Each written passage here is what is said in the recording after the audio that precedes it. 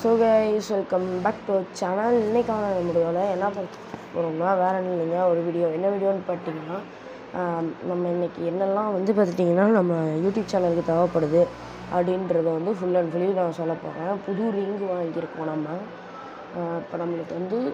இப்போ நம்மள்கிட்ட ஒரு ஃபோன் இருக்கும், உங்களுக்கு எல்லாத்துக்கும் தெரியும். அந்த ஃபோன் நான் சரி பண்ணுறேன்னு சொல்லியிருந்தேன். ஆனால் அந்த ஃபோன் சரி பண்ணிடுவேன். நான் உங்கள் சப்போர்ட் இருந்துச்சுன்னா இதை சரி பண்ணிடுவேன். இப்போ நம்ம எடுத்துகிட்ருக்கோம்ல விவோ 2015 இந்த மாடல் ஃபோன் பார்த்துட்டிங்கன்னா, இந்த ஃபோனில் தான் நம்ம எல்லாமே ப்ளேயிங் எல்லாம் பண்ண போகிறோம். உங்கள் லைக் அண்ட் சப்போர்ட்லாம் எல்லாம் பண்ணுங்கள். இப்போ நம்ம பார்த்திங்கன்னா நம்மள்ட்ட ஒரு ஐடி இருக்குது, அதை போய் கூட போட்டு பாருங்கள். KTM RCCSR அப்படின்னு ஒரு ஐடி இருக்குது. அப்புறம் அதில் 34வது லெவலும் என்னவோ இருப்பேன்.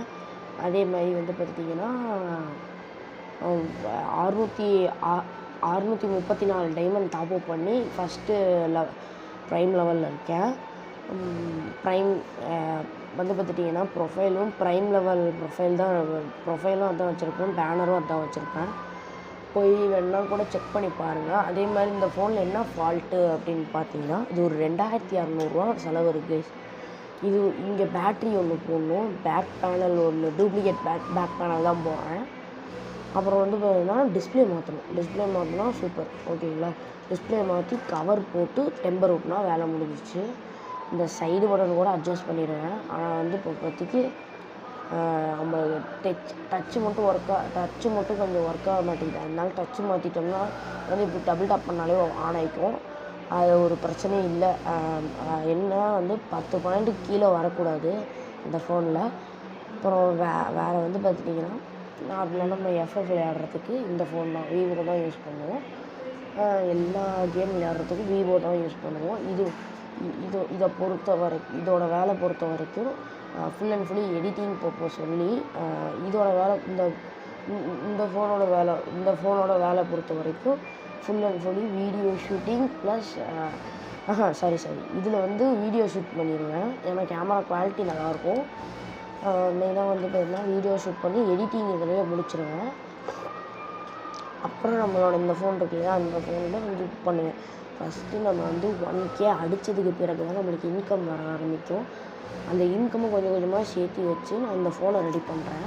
நெக்ஸ்ட்டு என்ன ப்ரோ பண்ணுவீங்க அப்படின்னு கேட்டிங்கன்னா, நெக்ஸ்ட்டு நம்மளுக்கு ஒரு சிம் கார்டு வாங்கணும். ஏன்னா பார்த்தீங்கன்னா இந்த ஃபோன்லேயுமே சிம் கார்டு இருக்காது, ஒய்ஃபை நெட்டு தான் வச்சு பண்ணுவேன். ப்ரோ சிம் கார்டுக்கு நீங்கள் எல்லாம் வாங்க தேவையில்ல ப்ரோ, ஒய்ஃபைவே பரவாயில்லன்னு கேட்டிங்கன்னா,